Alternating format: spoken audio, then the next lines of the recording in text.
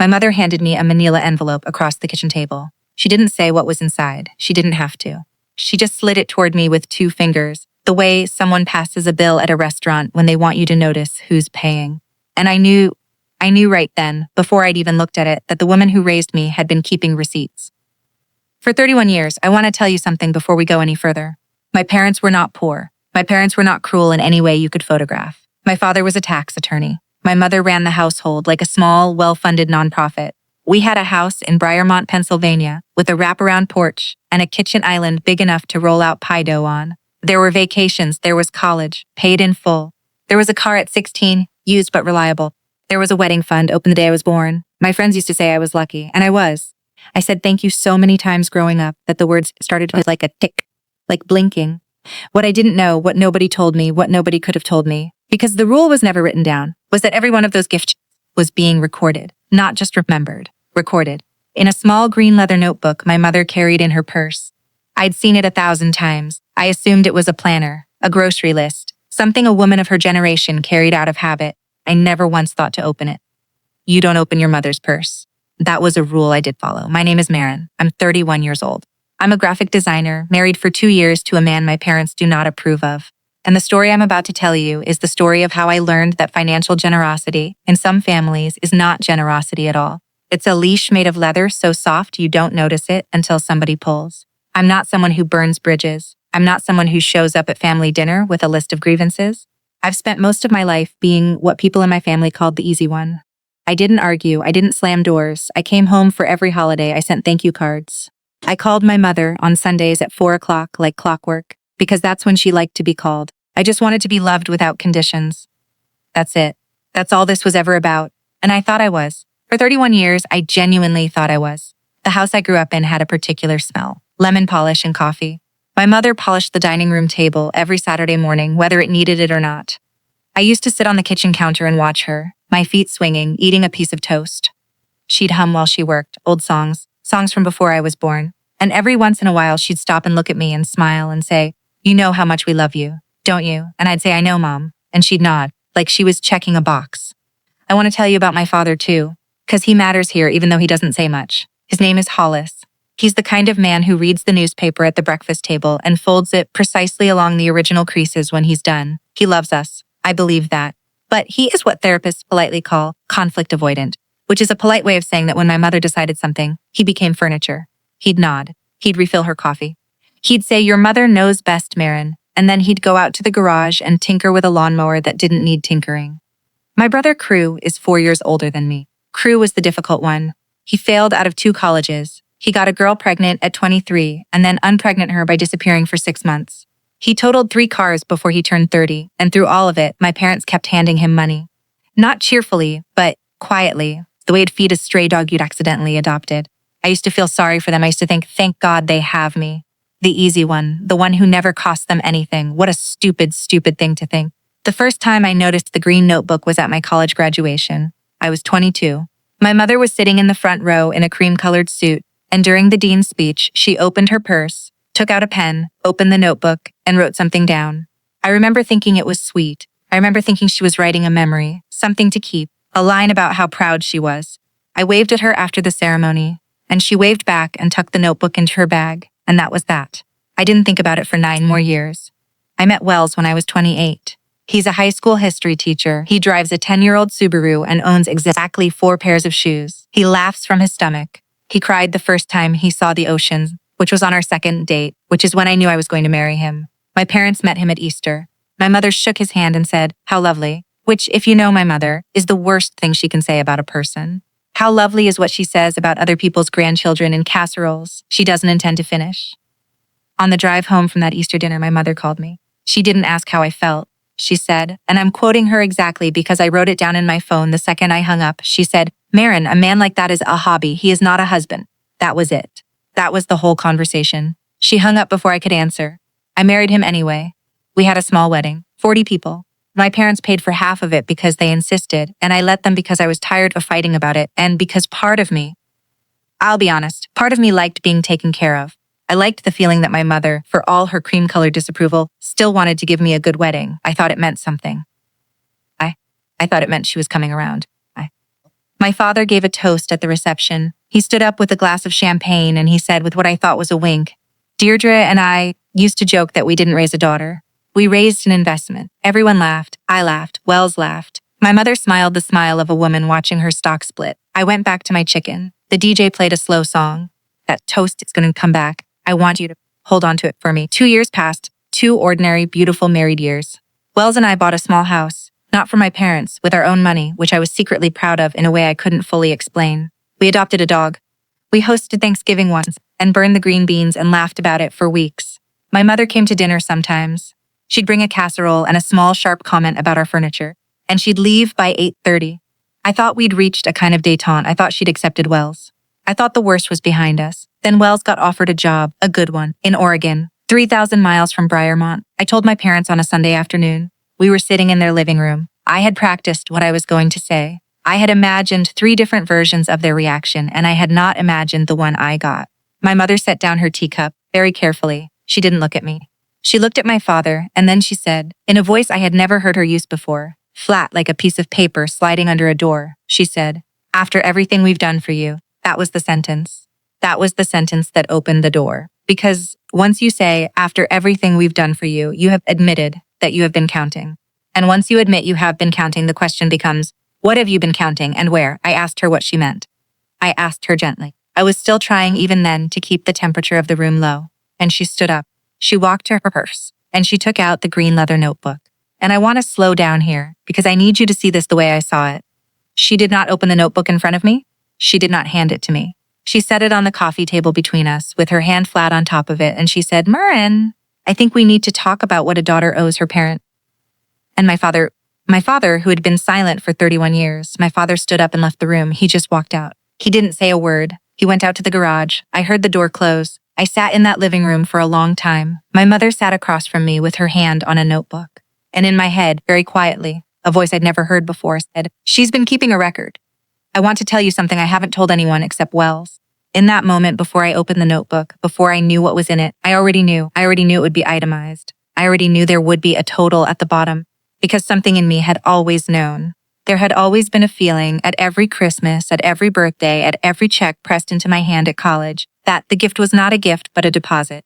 I had spent 31 years arguing myself out of that feeling, telling myself I was paranoid, telling myself I was ungrateful for even thinking it.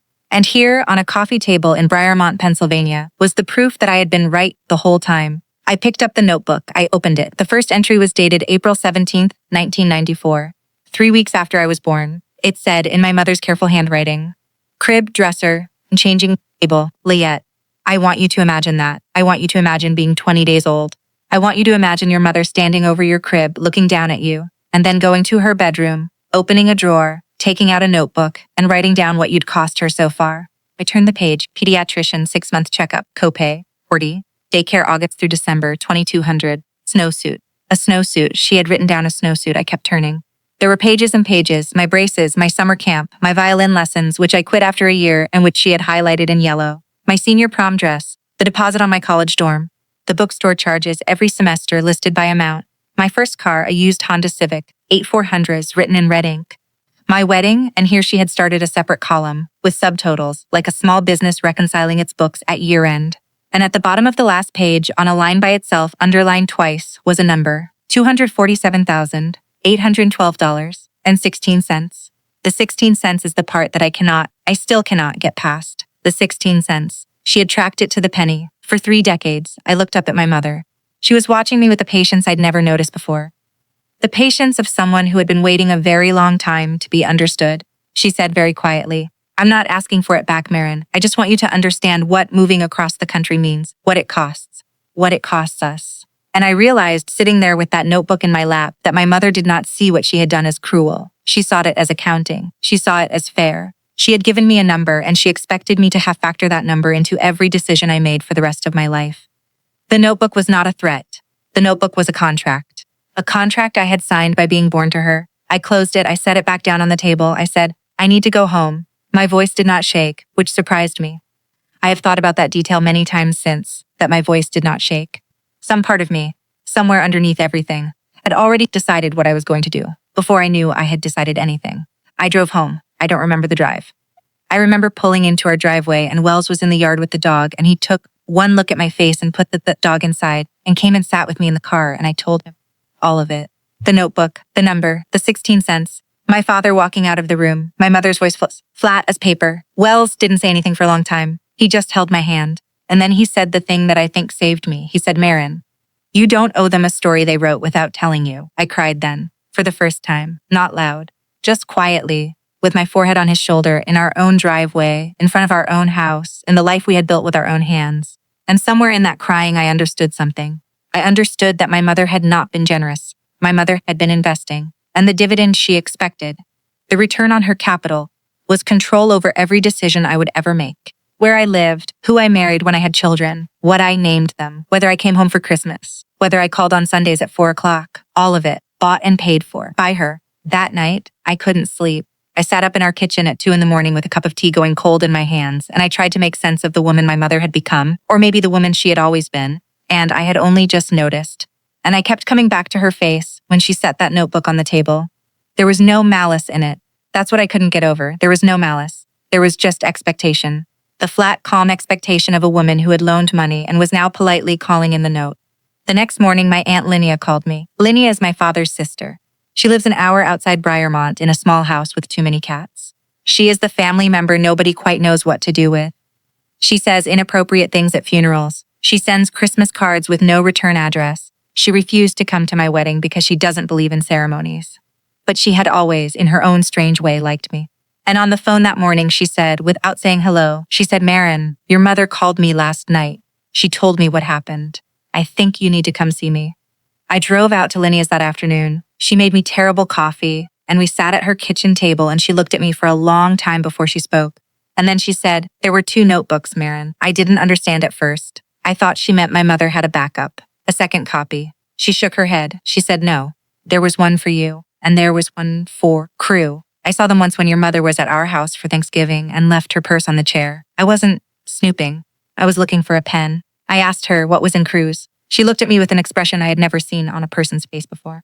A mixture of pity and something close to disgust. Not for me, but for what she was about to say. She said, Marin, Crew's notebook was empty. There was nothing in it. Not the cars. Not the rehab. Not the lawyer. Nothing. Not a single line. I sat in Linnea's kitchen for a long time after that. Linnea didn't push me. She just refilled my coffee and waited. And what I was thinking about in that long silence was not anger. Not yet. I was thinking about every Christmas of my childhood. Every birthday. Every time I had walked into that house and felt watched and told myself I was imagining it. Every time my brother had crashed a car or lost a job, and my mother had said, he's been through so much, and then turned to me with a slightly different smile, a slightly sharper one, and said, thank God we don't have to worry about you, Marin. And I had taken that as love. It wasn't love, it was an audit. Crew was free. Crew was free because she had given up on him. She had decided, somewhere along the way, that he was not a worthwhile investment, and so she had stopped recording the deposits. The unrecorded gifts were not gifts to him, they were a write-off.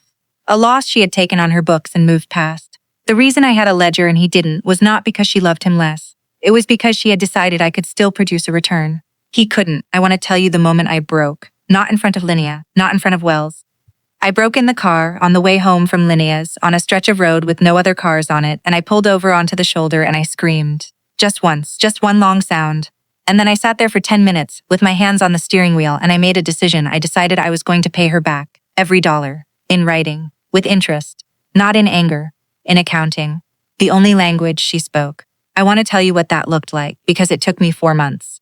4 months of evenings at our kitchen table with Wells and a calculator and a yellow legal pad. We started with the notebook. I had taken a picture of every page before I gave it back. $247,812.16. We added compound interest at 3%, modest fare, the rate a bank would have charged. We arrived at a final number, $381,490. We had savings, we had the house. Wells had a small inheritance from his grandmother that he had been planning to invest. He didn't hesitate, not once. He said, Marin, this isn't money, this is a door closing. We're paying for the door to close. We sold some stock. We took out a second mortgage on the house. We emptied accounts we had been building for years. And we wrote a cashier's check. One single cashier's check for $381,490. I want to tell you what it felt like to hold that check. It did not feel like victory. It felt like grief. Because I understood, holding it, That this was the inheritance I would not be receiving. This was the future I would not be having. This was the cushion I would not be sitting on. And I understood also that those things had never really been mine. They had been collateral. They had been the dangling promise that kept me obedient, and I was severing them. I wrote my mother a letter, 1 page, typed, not handwritten, because I did not want her to be able to study my penmanship for evidence of weakness. The letter said this. I am paraphrasing because I will not read it word for word. That letter belongs to me. But it said, Mother, enclosed is a cashier's check for $381,400. This is full repayment with 3% compound interest of every dollar recorded in the green notebook you showed me. I have made no deductions for the food I cooked, the holidays I hosted, the grandchildren you do not have, or the years I spent being the daughter who did not cost you anything emotionally. Those are not on a ledger because I do not keep one. This check closes the account. There is no balance. There is no remainder. Please do not contact me about money. Again, in any form for the rest of our lives. I love you. I am sorry it had to be this way. But it does have to be this way. I mailed it on a Tuesday, March 4th. I drove to the post office myself. I sent it certified, signature required, because I wanted there to be a record that she had received it. I wanted the receipt. I wanted for the first time in my life to be the paperwork. 3 days later, my father called, Hollis, the man who had walked out of the living room. He said, Marin, your mother got your letter. That was it. That was all he said for a long moment. And then he said something that I am still trying to understand. He said, I didn't know about the notebook. I want you to know that I never saw it. And I believed him. I believed him because his voice was breaking. And my father's voice does not break. Not at funerals. Not at weddings. Not ever. He said, I'm sorry, Marin. I'm so sorry. And he hung up before I could answer. I sat with that phone call for a long time. I want to be honest with you. Part of me was relieved. Part of me thought maybe he didn't know. Maybe he was a hostage too. Maybe he loved me the whole time without conditions. And part of me, a colder part, a newer part, thought no. He knew. Maybe not the notebook, but he knew the shape of it. He knew the temperature of his own wife. He was in that house every day for 31 years. He saw her open her purse 1,000 times. He chose not to see what was in it, and that is its own kind of crime, Queeter. But still, a week later, the check came back, uncashed. It arrived in our mailbox in a fresh envelope in my mother's handwriting. Inside was the cashier's check untouched and a note. 3 lines, my mother does not waste words. The note said, Marin, I do not accept this. A mother is not a creditor. I am hurt that you would even think so. Please call when you are ready to apologize. Mom, I read that note 4 times. And the 4th time, I started laughing. Not happy laughing, the other kind. The kind that comes from a place so far underneath grief that it isn't quite an emotion anymore. Because do you see what she had done? She had refused the money. She had refused to close the account. Because as long as the account was open, she still owned me. As long as I owed her even an imaginary debt, even a debt she had publicly forgiven, she still had the ledger. She still had the leverage. The notebook had never been about the money. The notebook had been about the leash. And by sending the check back, she was telling me, very politely, very maternally, Marin, you don't get to cut yourself free. I decide when you're free. I decide when the account is closed. Not you. That was the moment. That was the moment I stopped grieving her and started understanding her. Wells came home that night and I showed him the return check and the note. He read it twice. He set it down. He said, okay. So we go to plan B. I asked what plan B was. He said, I don't know yet. But she just told us the rules. We just have to play them better than she does. What we did next took another 6 weeks. I want you to know I did not enjoy it. I did not feel clever. I felt like I was doing surgery on my own family with a kitchen knife, and I was scared the whole time. But we did it anyway. We took the cashier's check to my parents' bank, the bank they had used since I was a child, the bank where my college savings account had been opened in 1994, and we asked to open an irrevocable trust in my mother's name. The banker, who knew our family, looked at the amount and then looked at me very carefully. I told her the truth. I told her my mother would not accept the money directly, but I needed the money to be hers legally, irrevocably, and out of my hands. The banker nodded slowly. She said, I have seen this before, Marin. More times than you would think. That sentence has stayed with me. I have seen this before, more times than you would think. Somewhere out there, somewhere in this country, there are other daughters doing what I was doing. Quietly. In banks. With cashier checks. I am not the only one. You are not the only one. We are not the only ones. We set up the trust. My mother would receive a small distribution from it every quarter, automatically for the rest of her life. She could not refuse it. She could not return it. The trust was independent. The money was hers whether she wanted it or not. I had paid her back in a form she could not undo. I had closed the account she had tried to keep open. I mailed her the paperwork certified, signature required. She did not call. She did not write. For 2 months, there was nothing. And I want to tell you that during those 2 months, I was at peace, but I was not. During those 2 months, I was a wreck. I cried in the shower. I lost 6 pounds. I called Aunt Linnea twice a week just to hear someone in my family say my name kindly. And I am ashamed to admit this, I almost picked up the phone 3 different times to call my mother and apologize, to say I had overreacted, to say the trust was a mistake, to beg her to take me back, because that is what 31 years of conditional love does to you. It does not leave you the day you walk away. It follows you. It lives in your chest like a second heartbeat. Wells caught me one of those nights, sitting on the kitchen floor with my phone in my hand, her name pulled up on the screen, my thumb hovering. He didn't take the phone away. He just sat down on the floor next to me and said, "Marin, what would you say to her if you called?" And I started crying because I knew. I knew exactly what I would say. I would say, "I'm sorry, I shouldn't have paid you back. I shouldn't have made you feel like a creditor. I shouldn't have. I shouldn't have." And Wells let me cry, and then he said very gently, "Marin, listen to that sentence. You would be apologizing for closing a debt she opened. Do you hear yourself?" And I did. I heard myself. And I put the phone down. That was my weak moment. I'm telling you because it matters. I'm telling you because I do not want you to think this story is about a brave woman who never wavered. This story is about a woman who almost called her mother to apologize for being free. I am not brave. I am just tired. There is a difference. 3 months after I mailed the trust paperwork, on a Saturday afternoon in June, my mother showed up at my front door. I want to tell you what she looked like, because the woman who stood on my porch that day was not the woman who had set a notebook on a coffee table 4 months earlier. She was smaller. Not in body. My mother is a small woman. She has always been small, but in the way she held herself. Her shoulders were not squared. Her hair was not perfect. She was holding a paper bag from a bakery in Briarmont, the same bakery she had taken me to as a child. And she looked, for the first time in my entire life, like a person who was not sure she was wanted. I let her in. We sat in my kitchen. Wells made coffee and then quietly disappeared into the back of the house. And it was just my mother and me and the green notebook on the table between us. She had brought it with her. She had brought the notebook. I want you to imagine that.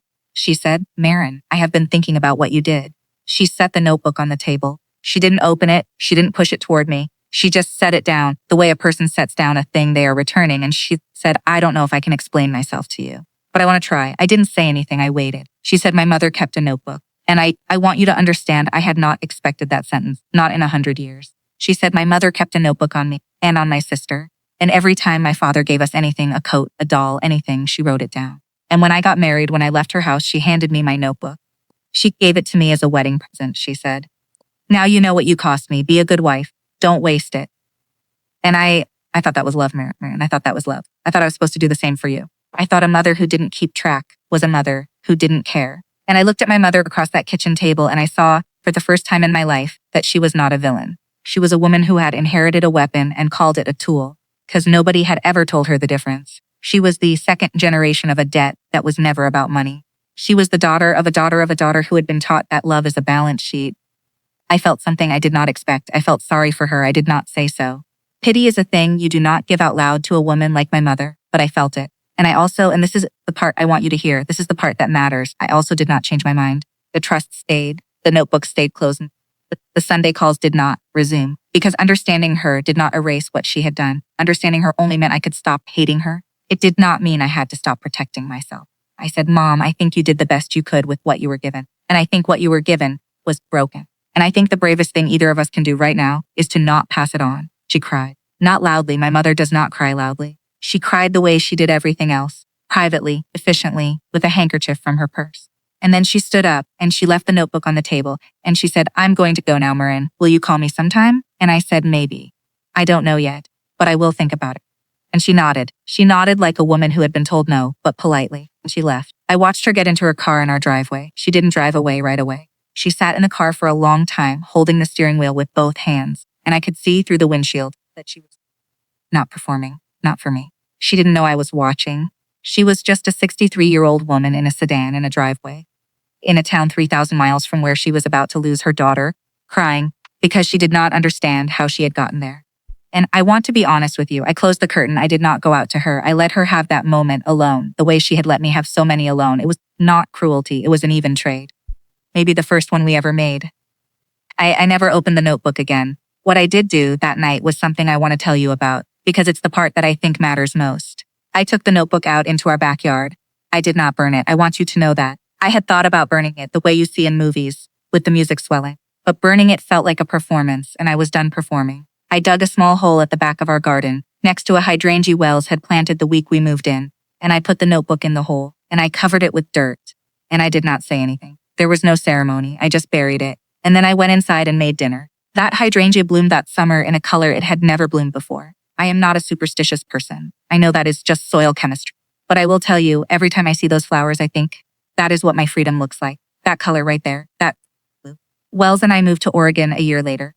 We did not go because we were running from anything. We went because Wells had been offered the job and we had wanted to go all along. The decision to move was no longer about my parents. That is what closing the account had done. It made my life mine. My father calls now every few weeks. He doesn't say much. He asks about the dog. He asks about Wells's job. Once, near the end of a call, he said, "I'm proud of you, Marin." Just like that. No setup, no follow-up. And I said, "Thank you, Dad." And we didn't talk about my mother. We don't talk about her. Maybe someday we will. I don't know. My mother and I have talked twice. Once on my birthday last year. Once at Christmas. The conversations are careful. They are surface conversations.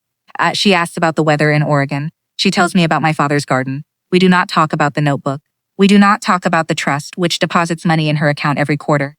Money she does not spend, money that is accumulating in a savings account I will probably inherit when she dies, which is its own quiet irony I have learned to laugh at when I am alone in the car. My brother Crew called me once, about 6 months after everything happened. He had heard parts of it. He wanted me to know that he had not known about the notebooks. He said, "Marin, I always thought she loved you more, because you were easier, and I always thought she loved me less, because I was hard. And it turns out it was the opposite. It turns out the kid she didn't write down was the one she'd let go of. And the kid she did write down was the one she wouldn't." He was quiet for a long time. And then he said, "I'm sorry, Marin. I'm sorry it was you." And I cried, but I told him I was okay. And I think I meant it. I want to tell you what life looks like now, because I think that matters. I think when you tell a story like this, you owe people the after. Otherwise, it's just pain with no shape. Life is quiet. Life is small. Life is mine. Wells and I have a daughter now. Her name is June. She is 14 months old, and she has Wells's laugh in my hands. I do not keep a notebook on her. I want to tell you that very clearly. I do not write down her snowsuits. I do not record her pediatrician copays. When she goes to college someday, if she goes to college, I will pay what I can and call it love and not put it on a spreadsheet. And when she grows up and makes a decision I do not understand, and she will, because all daughters do, I will not slide a manila envelope across a kitchen table.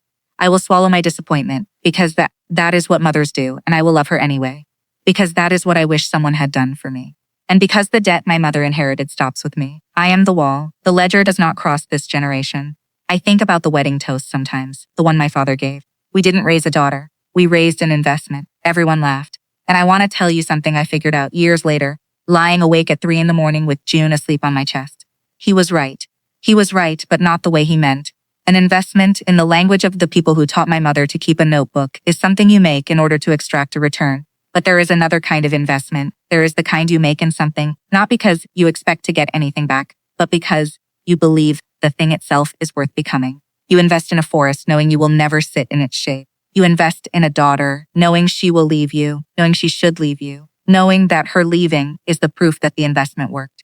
That is the kind of investment my parents could not understand. That is the kind they had been taught to be afraid of. Because the return on that kind of investment is not income. It is grace. And you cannot put grace in a notebook. I did not get the parents I wanted. I got the parents I had. And what I had was a woman who loved me in the only language she had been given, which was the language of receipts. And I spent 31 years learning to speak it back to her fluently before I understood that I had a choice. I could keep speaking it, or I could put down the ledger and find out who I was when I wasn't counting. I put it down. I am still finding out. I want to tell you the last thing I have to tell you, and then I am going to ask you a question, and then I am going to go. Last week, I was cleaning out a drawer in our kitchen, and I found an empty manila envelope, just a plain one, the kind my mother had used. I held it for a long time, and then I put it in a drawer by itself with nothing inside. Wells came in and saw me doing it and didn't ask. He understood. The envelope is empty. It is going to stay empty. That is the point. That is the whole point. The envelope is empty because there is no longer a debt. There is no longer a ledger. There is no longer a balance owed. There is just a woman in a kitchen 3,000 miles from where she was born, with the husband she chose and a daughter she will not write down, and a hydrangea in the backyard that blooms a color she has never seen anywhere else. I used to think love meant being kept. I used to think the people who paid for you were the people who loved you. I used to think generosity was generosity. Now I know that some gifts are leashes. Now I know that the people who love you the most are sometimes people who cannot bear the thought of you ever leaving the room. And now I know that walking out of that room is not a betrayal. Walking out of that room is the first honest thing you ever do. So I want to ask you something. And I am asking honestly. I am not asking for a viral comment. I am asking because I want to know, has someone in your family ever used money as leverage over your choices, gifts, help, support, anything that came with a string you didn't see until you tried to walk a different direction? How long did it take you to see the strings? And what did it cost you to cut them? I will read what you write. I read all of them. Because the banker was right. She has seen this before more times than she would have thought. And I have, too. We are not the only ones. None of us is the only one. And the only thing harder than the loneliness of the ledger is the silence of believing nobody else has lived inside one. I'll see you in the comments. This is Marin from a kitchen in Oregon, with an empty envelope and a daughter asleep upstairs. Thank you for staying with me.